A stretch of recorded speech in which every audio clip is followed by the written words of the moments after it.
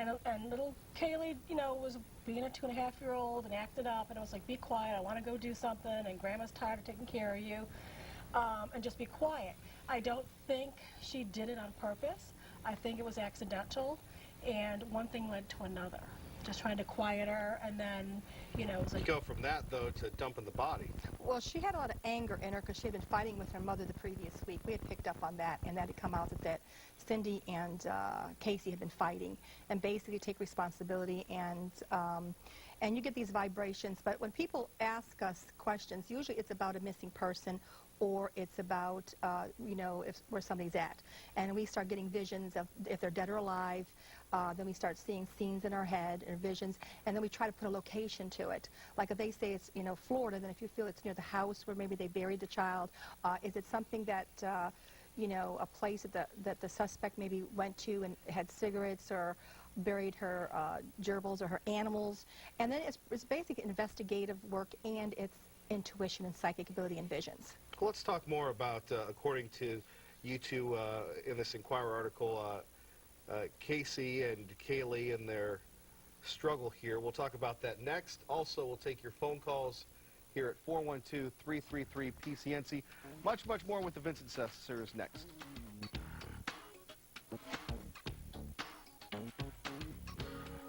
Welcome to the digital world. By June 12th, Antenna TV will be all digital. To get ready, buy a digital set or a converter box. Then try testing your antenna. Move it around like this and check your reception. If you're not getting a clear signal or getting no signal at all, you may need a new VHF-UHF antenna. Learn more at antennaweb.org or phone 1-888-CALL-FCC.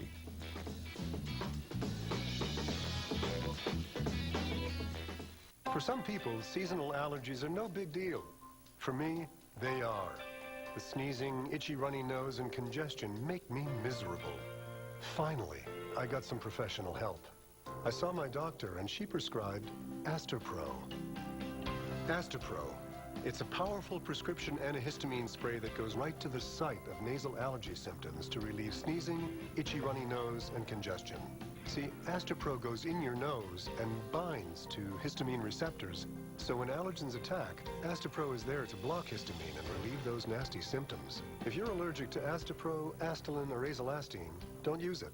Also avoid alcohol, sedatives, operating machinery, and driving. Side effects may include unusual taste, nosebleeds, headache, fatigue, and sleepiness. If you're like me, seasonal allergies are a big deal. Get some help. Ask your doctor about Astepro. And treat your nasal symptoms right at the site.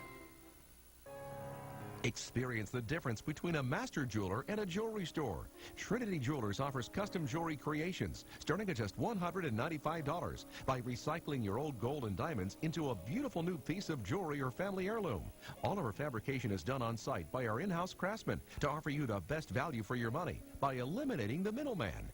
Visit our quaint schoolhouse on Mount Nebo Road or online at trinityjewelers.com. Trinity Jewelers, for when you really want to say, I love you.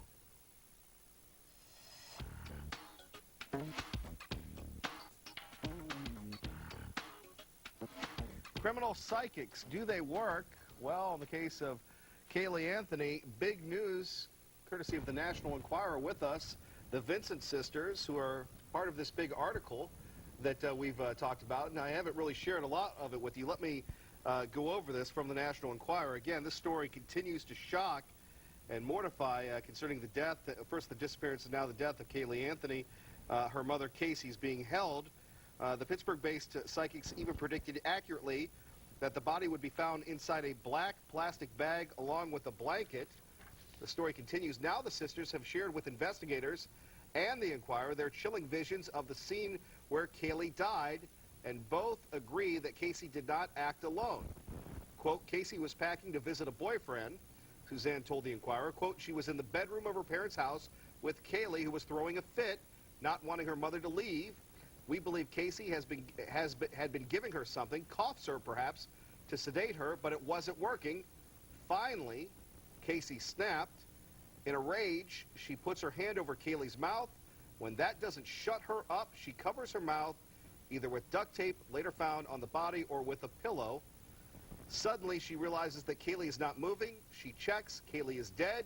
She panics. She puts Caylee in a laundry bag and puts that bag in a plastic bag, which she places in the car's trunk.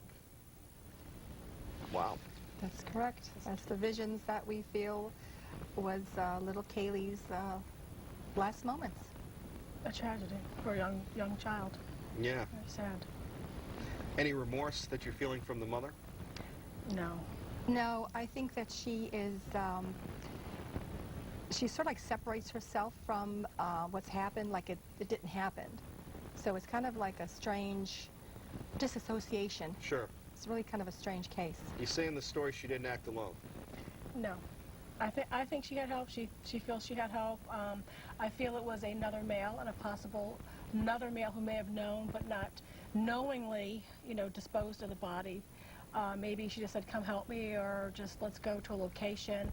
And then after the fact, it all unraveled, and it was like, I may have been an accessory to a crime here. What about the boyfriend? Oh, I feel the boyfriend had some She knowledge. has many boyfriends. Many boyfriends. Well, variety is the spice of life, so they tell me. We go to the phones at 412-333-PCNC, and we go to Karen. Karen, welcome to Night Talk. Hey, hi, how are you? Great. Hey, I wanted to ask the sisters how they felt whenever they did indeed find the body, where they said it was. How did they feel about that? I mean, I can answer it. I felt closure for everybody. I felt closure for myself because everyone has been following this story.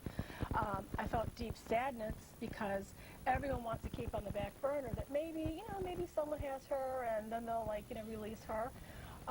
But definitely sad, and definitely now we have closure, and now we need to make that person accountable. Caylee's became everyone's little girl, and it felt like it was, I have two girls, I felt like it was one of my girls. Apparently said Casey was everybody's little girl, too. Yeah, Casey was everybody's girl, too. Yeah. Wow. You look at the grandparents. They stood by, or the grandparents, the parents, they stood by their daughter through thick and thin. We saw this play out on national TV. The father getting in fights with protesters. You getting reads on them? He's a little hot-tempered, so the apple doesn't fall far from Now, wait a minute. I could have said that. I don't think he believes his daughter did it. I think he believes someone else took her. But now I think his reality is checking in with him. He's starting to look at his daughter like, I actually have a child that committed murder and killed my beloved grandchild. I think that is inner turmoil and pain for him to have a reality check. I mean, a nice, normal family, and what did I do wrong? What did Mom do wrong? And our daughter is killing our beloved grandchild. Let's go back to the final moments of Caylee. Can you share that with us? Fear, pain? I feel it was a lot of fear, a lot of pain, unable to breathe, struggling for air, and... It's a beautiful little girl here. The person that did this to this little girl has no remorse. Yeah. The person has no feelings. It was just anger.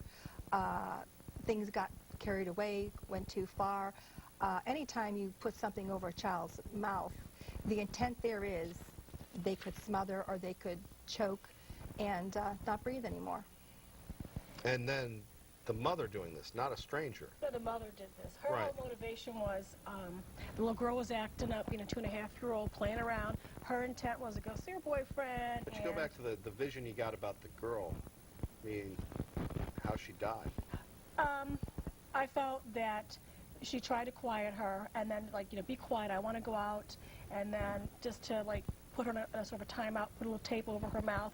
And I kind of think it just went a little too far, and she was still acting up. And to quiet her, to scare her briefly, she put the pillow over her head. But, if you can only hold your breath a minute and 40 seconds, you go longer than a minute and 40 seconds, you have trauma. Heck, I can't hold my breath 4 seconds. Much, much more with the Vincent Sisters next, right here on Night Talk. Stay tuned, everybody.